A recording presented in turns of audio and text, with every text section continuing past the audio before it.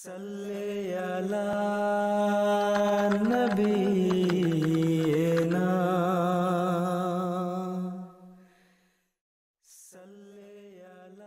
حضرت مرزا بشیر احمد صاحب ایم اے رضی اللہ عنہ بیان فرماتے ہیں، بیان کیا مجھ سے چوہدری حاکم علی صاحب نے کہ جب مرزا امام الدین اور مرزا نظام الدین مسجد مبارک کا راستہ دیوار کھینچ کر بند کرنے لگے تو حضرت صاحب نے چند آدمیوں کو، جن میں بھی تھا، فرمایا کہ ان کے پاس جاؤ اور بڑی نرمی سے سمجھاؤ کہ یہ راستہ بند نہ کریں، اس سے میرے مہمانوں کو بہت تکلیف ہوگی، اور اگر چاہیں تو میری کوئی اور جگہ دیکھ کر بے شک قبضہ کر لیں۔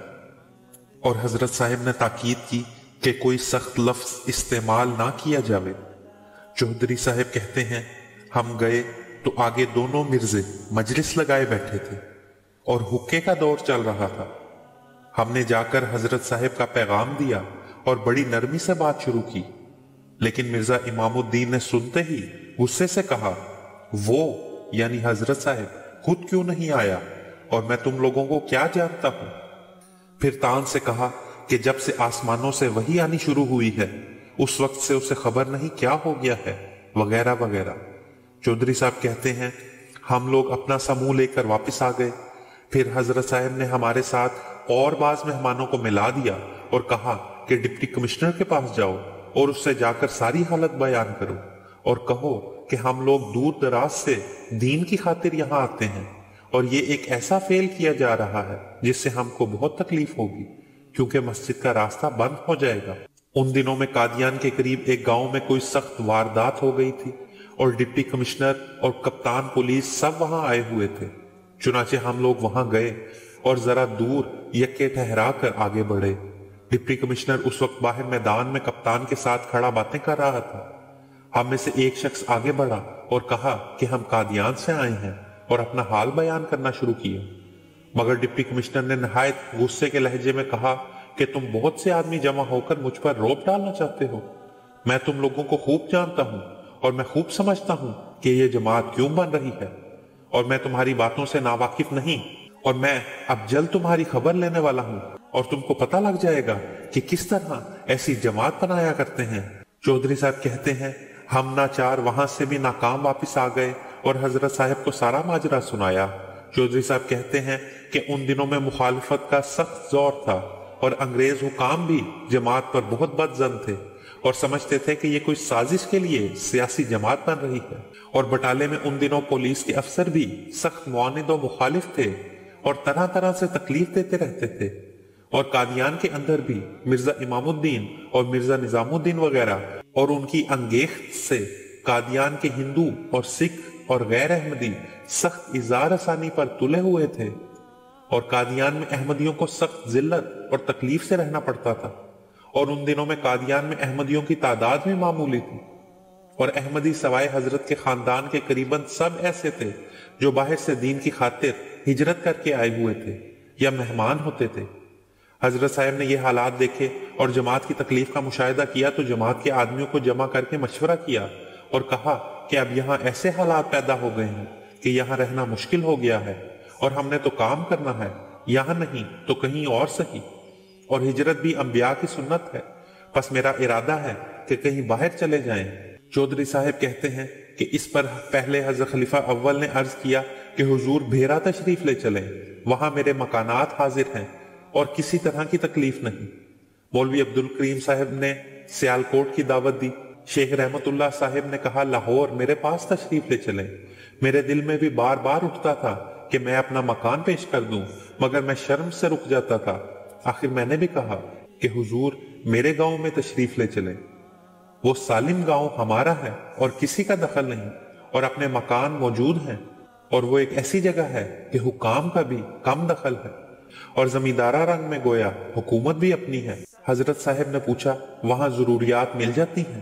میں نے کہا، رسد وغیرہ سب گھر کی اپنی کافی ہوتی ہے، اور ویسے وہاں سے ایک قصبہ تھوڑے فاصلے پر ہے جہاں سے ہر قسم کی ضروریات مل سکتی ہیں۔ حضرت صاحب نے کہا، اچھا وقت آئے گا تو دیکھا جائے گا، جہاں اللہ لے جائے گا وہیں جائیں گے۔ خاکسار عرض کرتا ہے کہ ایک دفعہ 1887 میں بھی حضرت صاحب نے قادیان چھوڑ کر کہیں باہر جانے کا ارادہ ظاہر کیا تھا، جیسا کہ آپ نے اپنی کتاب شہنائے حق میں اس کا تذکرہ لکھا تھا۔ جب حضور نے دیکھا کہ نہ مرزا امام الدین مانتا ہے نہ ڈپٹی کمشنر سنتا ہے، اب سوائے اس کے کوئی چارہ نہیں کہ دیوانی عدالت میں دعویٰ کر دیا جائے۔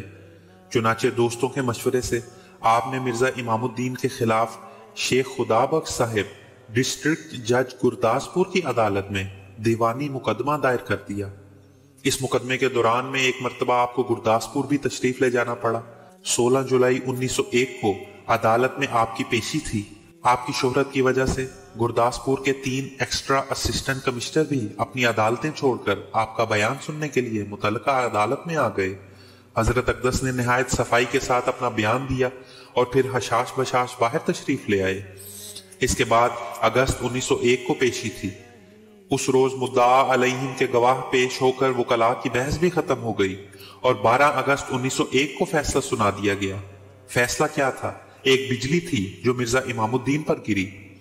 ڈسٹرکٹ جج نے حکم دیا کہ مدعا علیہ دیوار فوراً گراوے اور آئندہ کبھی بھی سفید میدان میں کوئی تعمیر نہ کی جائے، اور اخراجات مقدمہ کے علاوہ 100 روپیہ بطور جرمانہ مدعی یعنی حضرت اقدس علیہ السلام کو ادا کیا جائے۔ حضرت اقدس علیہ السلام اس روز گرداسپور تشریف نہیں لے گئے تھے۔ شام کو جب حضور کی خدمت میں یہ خبر پہنچی تو حضور نے فرمایا، گویا 1 سال 8 ماہ کا رمضان تھا جس کی آج عید ہوئی۔ 20 اگست شام کے 4 بجے اسی بھنگی کو وہ دیوار گرانی پڑی جس کے ذریعے سے مرزا امام الدین نے وہ تیار کروائی تھی۔ اب رہا معاملہ ہرجانے اور خرچہ مقدمہ کی ادائیگی کا، سو مرزا امام الدین صاحب جانتے تھے کہ حضرت اقدس تو رحیم و کریم انسان ہیں، ہرجانہ وغیرہ کی ادائیگی کا سوال ہی پیدا نہیں ہوتا۔ چنانچہ انہوں نے حضور کی خدمت میں معافی ہرجانہ کی درخواست کی، جو بڑی فراخ دلی کے ساتھ قبول کر لی گئی۔ حضرت اقدس مسیح موعود علیہ السلام اس مقدمے کے حوالے سے اپنی معرکۃ الآراء تصنیف حقیقت الوحی میں فرماتے ہیں، پھر فیصلے کا دن آیا۔ اس دن ہمارے مخالف بہت خوش تھے کہ آج اخراج مقدمے کا حکم سنایا جائے گا، اور کہتے تھے کہ آج سے ہمارے لیے ہر ایک قسم کی ایذا کا موقع ہاتھ آ جائے گا۔ وہی دن تھا جس میں پیشگوئی کے اس بیان کے معنی کھلنے تھے کہ وہ ایک امر مخفی ہے جس سے مقدمہ پلٹا کھائے گا اور آخر میں وہ ظاہر کیا جائے گا۔ سو ایسا اتفاق ہوا کہ اس دن ہمارے وکیل خواجہ کمال الدین صاحب کو خیال آیا کہ پرانی مثل کا انڈیکس دیکھنا چاہیے، یعنی ضمیمہ جس میں ضروری احکام کا خلاصہ ہوتا ہے۔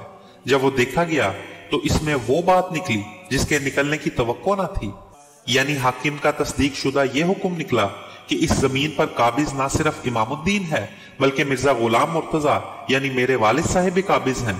تب یہ دیکھنے سے میرے وکیل نے سمجھ لیا کہ ہمارا مقدمہ فتح ہو گیا۔ حاکم کے پاس یہ بیان کیا گیا، اس نے فی الفور وہ انڈیکس طلب کیا، اور چونکہ دیکھتے ہی اس پر حقیقت کھل گئی، اس لیے اس نے بلا توقف امام الدین پر ڈگری زمین کی ماں خرچہ کر دی۔ اسلام اسلام احمدیت